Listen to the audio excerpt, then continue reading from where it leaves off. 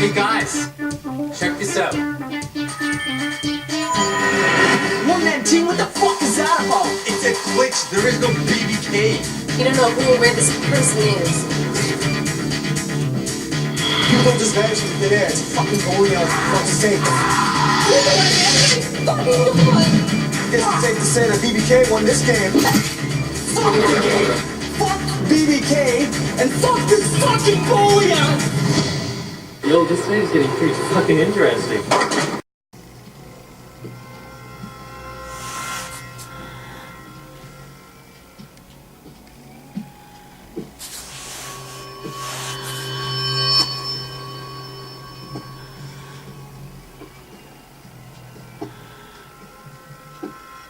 C'est ça que tu cherches? Hein? Et le prévenu pétasse! Je vais te faire payer pour t'être foutu de ma gueule! Oh non, s'il te plaît! Prends ce que tu me dois de plus, putain de balle! Espèce de sale traînée!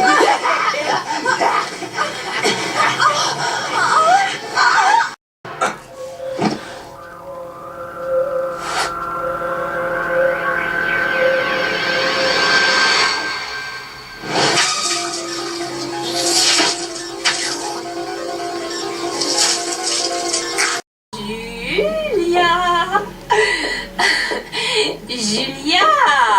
Tiens, une chaussure. Ah, j'ai pigé. Tu veux jouer au petit poussé avec moi, c'est ça? Oh, ta robe? Ton sac à main? Ah, encore une chaussure. Un petit.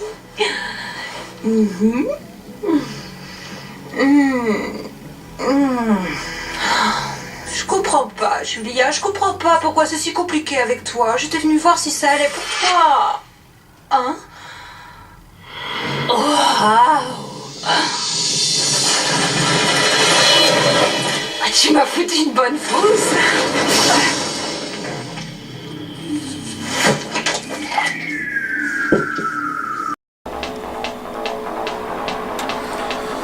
Bonjour tout le monde, bienvenue sur l'Après Ciné, la chaîne du passionné. Aujourd'hui, eh bien, je vais vous parler du film et de son DVD en édition intégrale limitée et numérotée à 1000 exemplaires dans le monde de Gutter Balls. Et c'est le grand retour de mes critiques sur ma chaîne. Critique de film, l'année dernière, ça monte à plus de 3 mois avec Tomb Raider. Alors si vous ne l'avez pas vu, je vous invite cordialement à aller la voir. Alors, sans plus attendre, de quoi ça parle ce film? Un viol particulièrement sadique ouvre la voie à une série de meurtres sanglants. Lors d'une soirée bowling entre deux équipes concurrentes. Un par un, tous les joueurs vont être massacrés par un étrange tueur masqué, armé entre autres de quilles de bowling un peu spéciales. Sexualité dépravée, tête arrachée, membres écrasés, corps mutilés. Le meurtrier ne s'arrêtera qu'une fois les 10 têtes tombées. Et strike, comme au bowling. Strike, c'est en fait quand on fait un tombé de toutes les quilles, pour ceux les personnes qui ne le savaient pas. Bien. Et bien voici un ovni en son genre, chers amis, puisque, eh bien, à ma connaissance, c'est le seul film d'horreur à se passer dans un bowling. Ma foi, à ma connaissance, j'en connais pas d'autres. Si toutefois vous en connaissez, ben, faites-le moi savoir, bien sûr, comme d'habitude, en dessous dans les commentaires. Et bien, mon avis général, j'ai trouvé que c'était un bon film, même si beaucoup de choses restent perfectibles, bien sûr, comme dans tout film, mais aussi pas mal de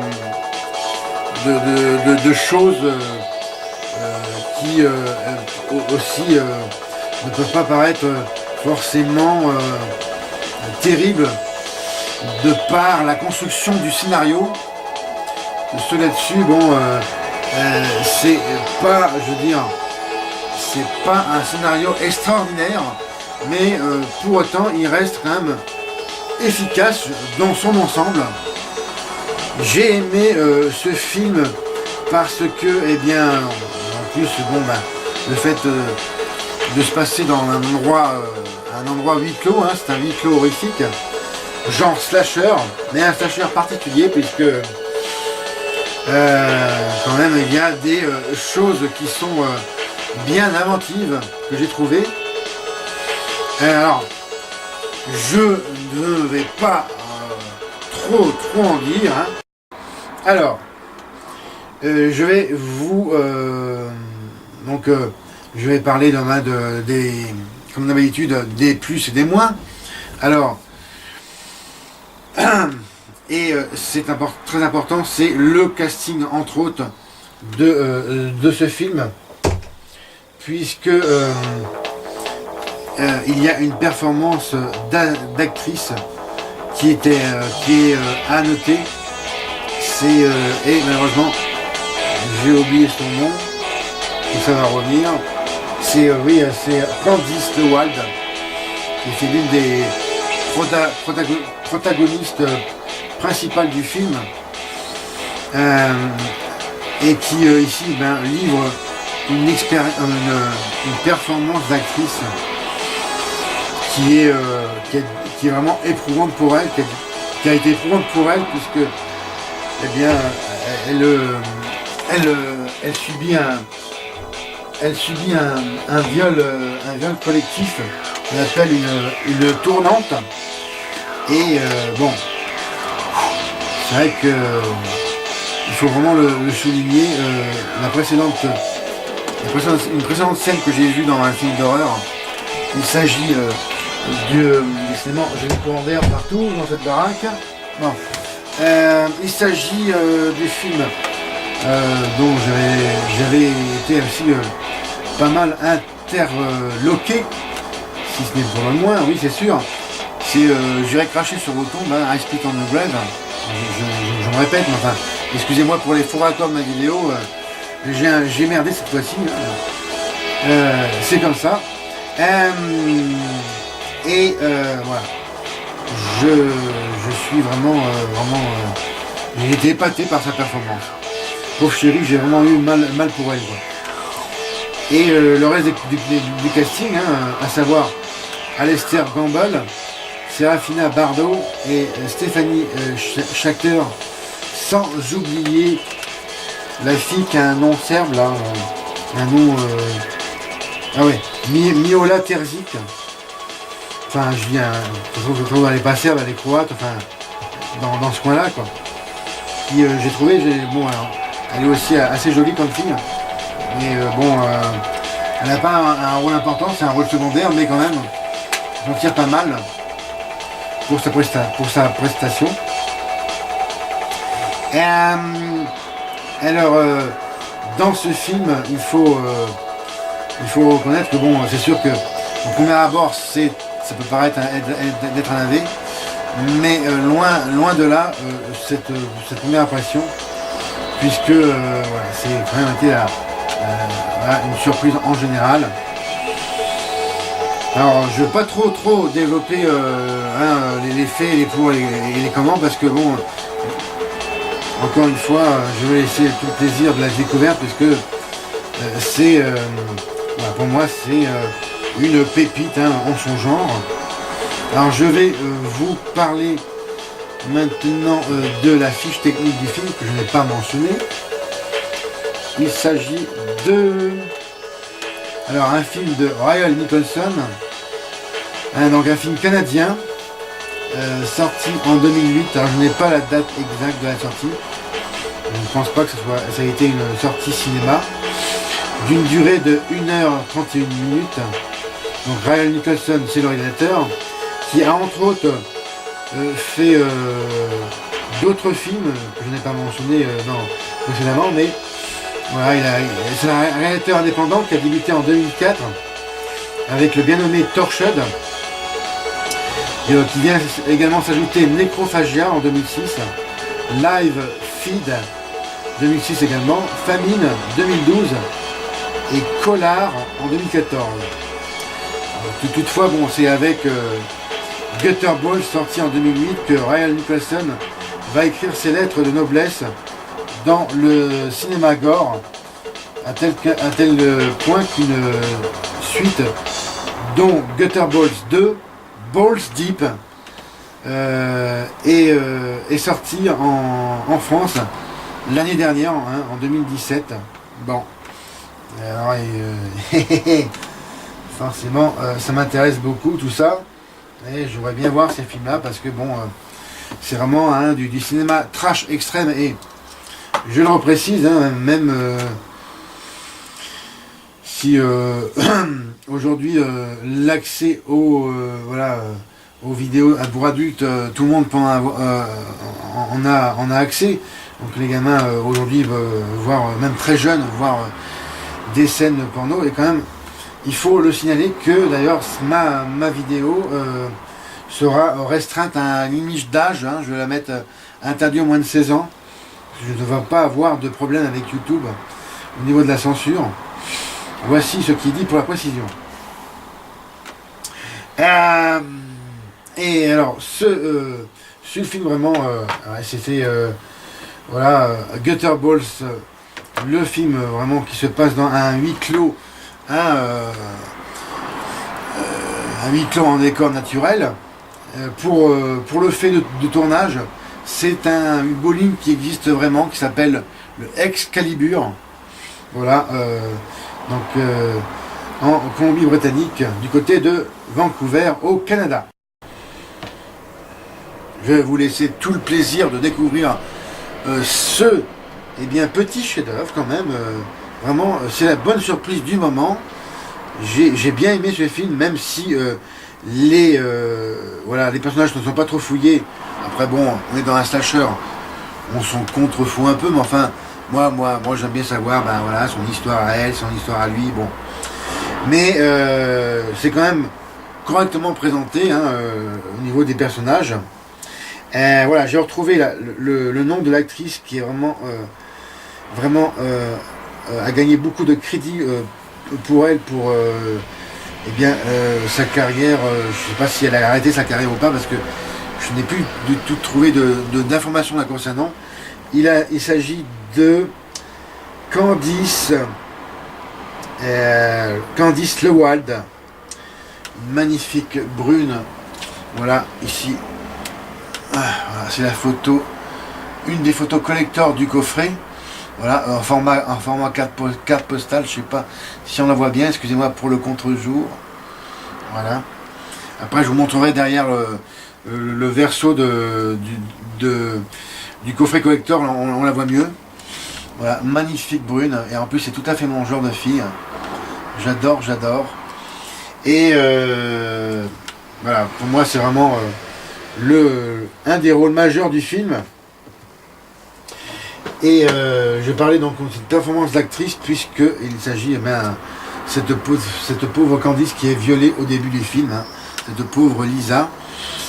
C'est Lisa ou Elisa, je ne me rappelle plus son prénom, enfin. En fait, ce viol m'a fait penser au film I Spit on Your Grave numéro 1. Pour ceux, je ne sais pas si des gens l'ont vu ce film-là. En fait, faites-le moi savoir tout de suite dans les commentaires, hein, que l'on puisse en parler. Également le fait pour une actrice de jouer à ce niveau particulièrement dur, qui implique beaucoup pour une actrice de se donner, parce que vraiment que ça a l'air réaliste. Et je peux vous garantir que j'ai eu mal pour elle, hein, franchement.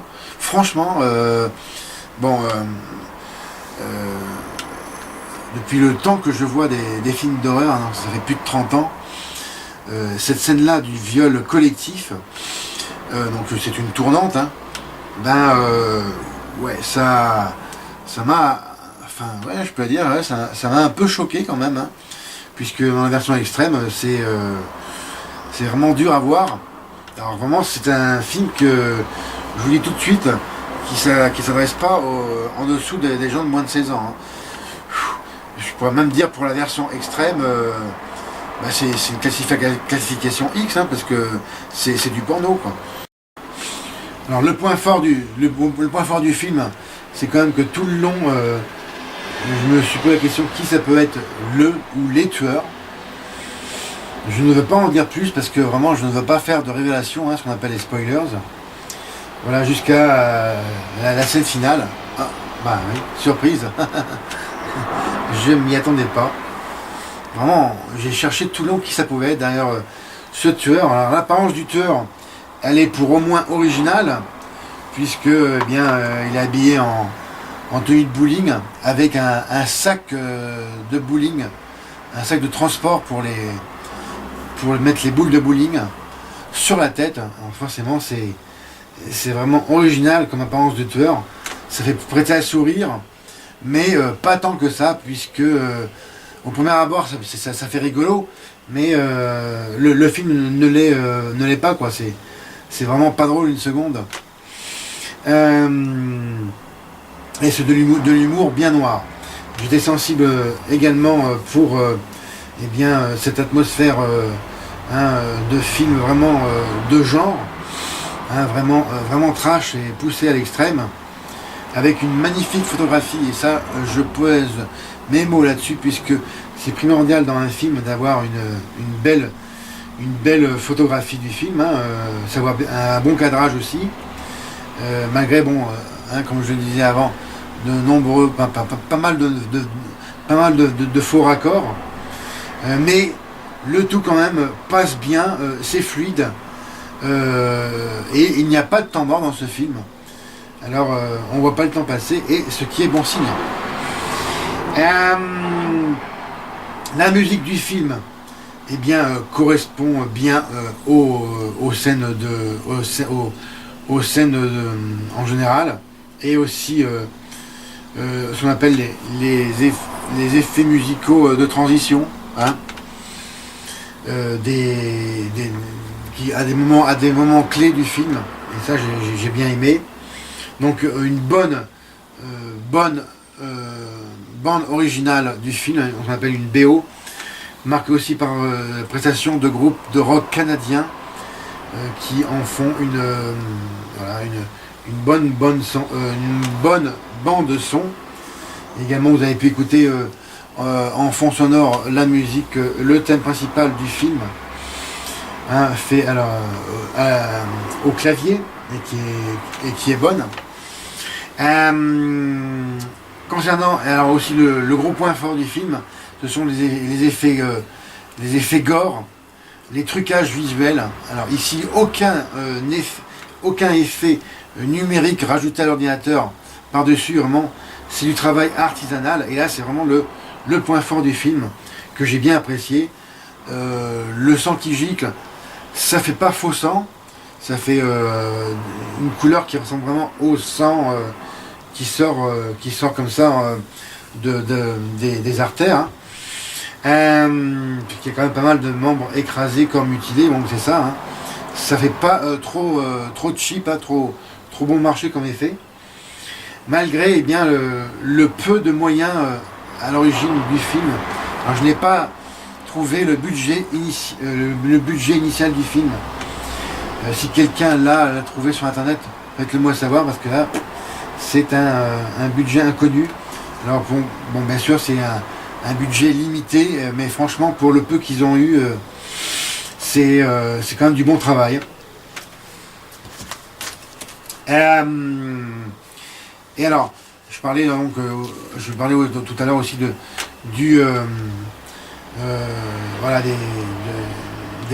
points faibles du film. Mis à part le doublage, alors, le doublage français. Bon, certaines voix, c'est un peu limite, hein, même limite beaucoup. Les personnages principaux, ça va, mais certaines voix secondaires, les personnages secondaires sont pas terribles. Mais finalement, on va faire abstraction et ça passe. Également, cette scène de fin, je reviens là-dessus, puisque je n'ai pas vraiment aimé, mais après tout, c'est effectivement dans la scène finale, c'est la suite logique, hein, ça finit comme ça, mais en fait je n'ai pas compris, je n'ai pas vraiment compris la réaction de la la final girl, hein. Ce qu'on appelle une final girl, c'est la seule fille survivante. Bon, ça finit, je dirais un peu en queue de poisson, si je peux dire comme ça. Mais finalement, le résultat final, ouais, voilà, il est quand même vraiment de bonne qualité, et je donne à ce film une bonne note de 15 sur 20. Certains faux raccords plus ou moins à un moment donné, et je dirais aussi également le bémol de la fin du film. J'ai plus ou moins apprécié le grand final. Ouais, mais bon, dans un sens, ça pouvait que finir que comme ça. Mais peut-être j'aurais voulu, j'aurais voulu en fait un peu moins de choses directes que ça. J'aurais voulu avoir une tournure un peu plus subtile. Maintenant, eh bien, alors, un gros point positif, en plus de tout ce que je viens de dire, c'est la photographie du film et la manière de filmer. J'ai trouvé particulièrement bonne. Vraiment, c'est vraiment maîtrisé. Alors, chapeau, monsieur le directeur, monsieur le cinéaste. Il a vraiment une manière voilà, très édulcorée de filmer tout ceci, parce que principalement, ça se passe la nuit. Il n'y a qu'à la fin, c'est le jour, quoi. Et filmer tout le temps comme ça dans tout ce qui est sombre, plus ou moins mal éclairé, c'est pas donné à tout le monde. Il faut vraiment avoir une bonne maîtrise de la photographie. Et la photographie, je le rappelle, c'est primordial dans un film. Si elle n'est pas bonne, eh ben, ça vous bousille un film. C'est comme le doublage français, quoi. Ensuite, eh bien, la musique du film. Vous avez pu entendre au début, la musique, c'est la musique, c'est une des musiques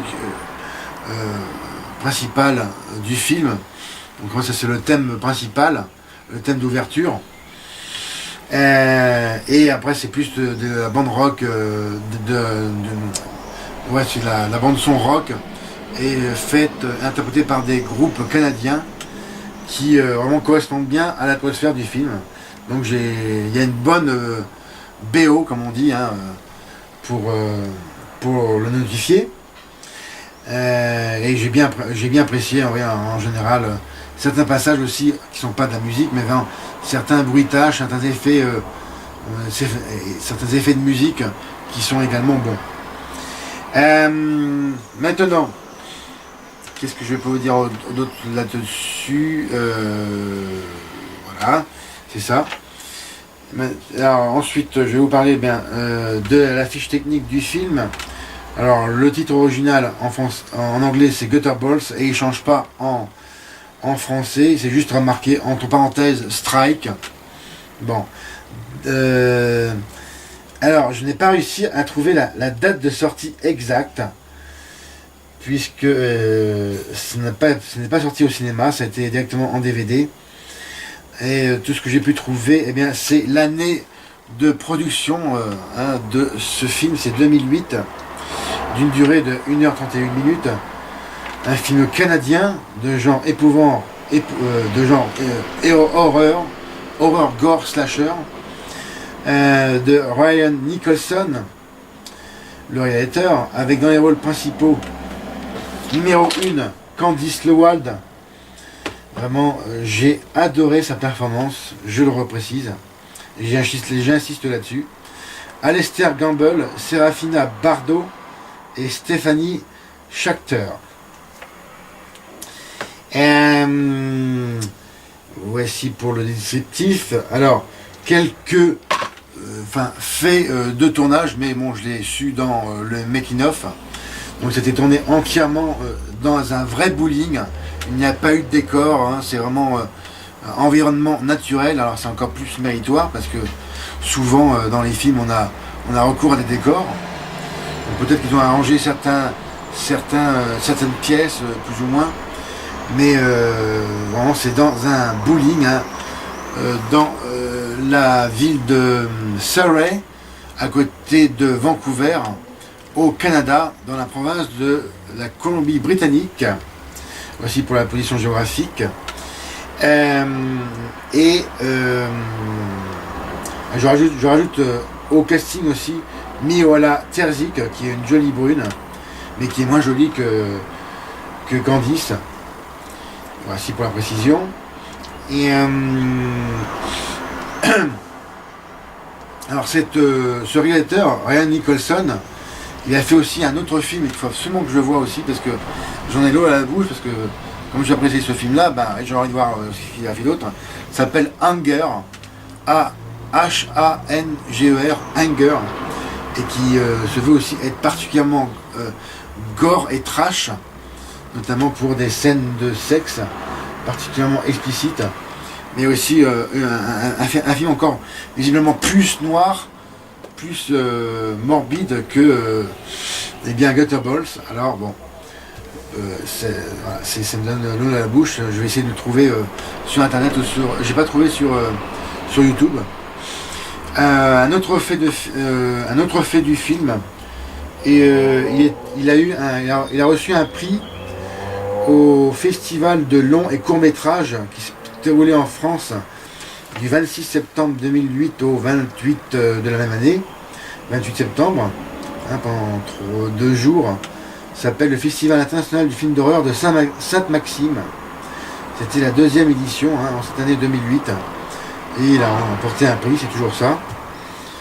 Par contre, je n'ai pas trouvé le détail de quel genre de prix il a eu. Je n'ai pas trouvé le descriptif sur internet. Et voici bien pour ce que je pouvais dire au niveau des petits faits de tournage. Ça durait 3 semaines, la durée. Et en fait, ils ont tourné essentiellement, à part la fin, de nuit.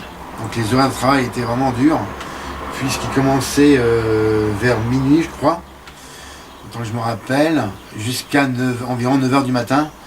Donc ça fait quand même des nuits des nuits blanches pendant 3 semaines. Donc vivre en rythme décalé avec environ une 50aine de personnes sur le tournage. Il disait le cinéaste disait que oui, effectivement ils ont eu de la chance, que tout le monde s'entendait bien, qu'il y avait une bonne ambiance dans le tournage. Autrement, imaginez, ça aurait pu être vraiment insupportable et infernal si des gens ne pouvaient pas se préférer. En plus, dans un lieu si fermé, vraiment en promiscuité, quoi. Bon. Maintenant, je vais vous parler et vous présenter le DVD. Alors, je suis particulièrement fier d'être l'heureux propriétaire, puisque c'est une édition limitée à 1000 exemplaires dans le monde, dont je suis le 582e heureux propriétaire. Tini. Voilà. Alors la jaquette en elle-même. Alors, je sais pas si on voit le prix, mais enfin j'avais acheté 3 € en occasion. Et c'est vraiment un beau coffret, parce que c'est dur. Alors par contre, je vais vous montrer avant d'ouvrir, parce qu'il faut que je l'ouvre à plat, autrement tout va se casser la gueule. Voilà. Et voilà, donc le verso. Voilà, magnifique actrice, Candice LeWald. Vraiment chapeau à elle. Elle est, en plus d'être belle et adorable, et très désirable, elle paye vraiment de sa personne, c'est le cas de le dire.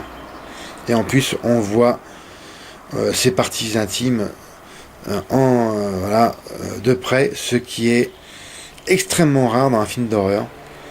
C'est vraiment une belle femme. J'adore. Est-ce qu'il y a c'est tout ce qu'on voit. Voilà. Et puis là, une des victimes, une blonde que vous avez pu apercevoir au début de ma vidéo, qui se fait exploser le crâne littéralement. Voilà. Alors là, il y a le descriptif des prix qu'il a reçus. Prix, alors voilà, c'est marqué. Prix des meilleurs, voilà. Alors, bien sûr que j'avais le détail, mais j'avais pas vu j'avais pas fait attention sur le coffret là. DVD. Alors il a reçu prix des meilleurs effets spéciaux à Insomnifest, donc c'est un festival, et également à ce même festival le prix du public. Donc quand même ça en fait un bon film pour moi, et je gagerais que dans les années à venir il puisse avoir le statut de film de référence dans ce genre là, et voire un statut de film culte, donc ce serait à voir.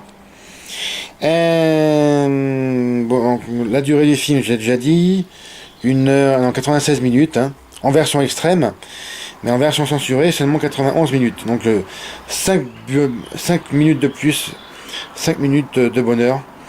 Dans les suppléments, bon, il y a le audio du réalisateur, sous-titré en français, ce qui est très appréciable, puisque j'ai appris plein de choses en voyant certains passages du film. Vous avez le making of Behind the Balls, sous-titré en français, qui dure 32 minutes. Un teaser, donc version originale de 36 secondes, et une galerie photo qui est un peu trop courte à mon avis. Voilà. Maintenant, je vais être obligé de poser le coffret collector, parce qu'en fait, quand c'est l'occasion, le système qui sert à coincer les DVD, il est cassé.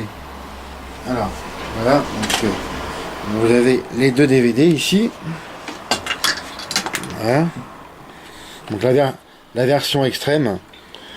Bon, enfin, je veux dire, moi j'ai pas réfléchi, hein, j'ai tout de suite mis la version extrême dans le lecteur, parce que je vais voir tout de suite voilà l'œuvre originale, hein. Donc faut savoir que quand c'est des versions extrêmes, c'est des versions en fait Director's Cut, parce qu'on peut pas montrer à l'origine.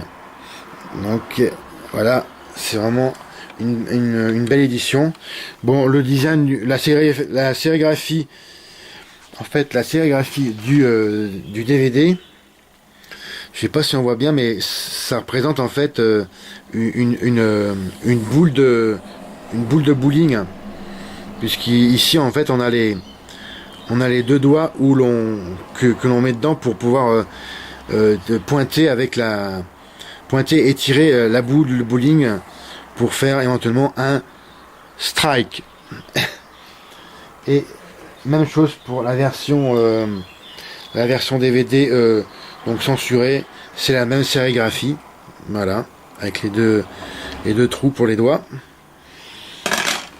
Donc là, comme le système est cassé, il faut faire attention quand on ouvre le coffret.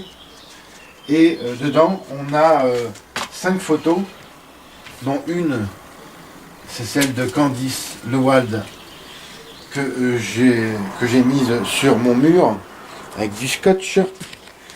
Voilà, je remonte vraiment à... Waouh, c'est ça une femme, les amis. Elle est adorable. Et en plus, on devine plus ou moins son intimité. Et dans le film, elle a vraiment un beau corps. Alors, et ensuite, bien des photos, trash. En fait, ça c'est la photo c'est pas la photo d'un acteur, c'est un assistant en fait qui s'occupe des effets spéciaux, en fait, et qui s'est mis un sac sur la tête, voilà, pour le délire. Voilà. Donc c'est pas une photo d'un acteur. Voilà. Donc il y a 5 photos, hein, dans le coffret. Donc on fait quand même de la bonne qualité, hein, des formats carte postale, donc qui sont cartonnés, hein. Voilà, c'est le grand méchant de l'histoire, enfin un des grands méchants de l'histoire, Alistair Gamble, voilà, il a sa tronche défoncée, quoi. Voilà. Ça c'est un des autres méchants de l'histoire, donc qui fait partie de la bande de celui dont je viens de montrer, qui n'a plus sa tête, hein. Voilà. Et une autre, en fait, on devine pas vraiment au premier abord qu'est-ce que ça peut être, mais en fait c'est une décapitation à l'aide d'un fusil, que l'on voit ici le bout du canon pointé. Mais au premier abord, bon, on croit que c'est un volcan, mais non, c'est une tête qui explose, quoi. Voilà. Et bien voici ce qui conclut cette vidéo pour aujourd'hui, les amis. J'espère qu'elle vous aura plu. Hein. Alors je vais vous donner ma note sur ce film et le DVD. C'est un bon 15 sur 20 parce que vraiment j'ai été surpris, je vais vous dire vraiment, par pour moi c'est un ovni, hein, de film de genre. Et je vous conseille fortement, d'ailleurs, si vous tombez dessus sur ce coffret en version collector, édition limitée à 1000 exemplaires, sautez dessus, hein. N'hésitez pas. Pour moi, j'ai fait vraiment une bonne affaire parce que j'ai trouvé dans un magasin par ici, dans le coin, et par chez moi, et pour 3 €, c'est vraiment une bonne affaire, je peux vous le dire. Alors, comme d'habitude, regardez et partagez mes autres vidéos, mettez-moi un pouce, hein, si vous avez aimé. Surtout, laissez-moi vos commentaires en dessous, comme d'habitude de la vidéo, hein, en dessous du descriptif. N'hésitez pas que l'on puisse en parler, tout ça. Est-ce que vous avez vu ce film? Qu'est-ce que vous en avez pensé? Est-ce que vous comptez le voir? Ce qui vous intéresse? Faites-moi ça, faites-moi le savoir dans les commentaires. Comme d'habitude, regardez et partagez mes autres vidéos sur mes comptes sociaux, à savoir compte Twitter La Paille Ciné, ma page Facebook Post Ciné et mon compte Instagram Ciné Série Passion. C'était Fred. Salut.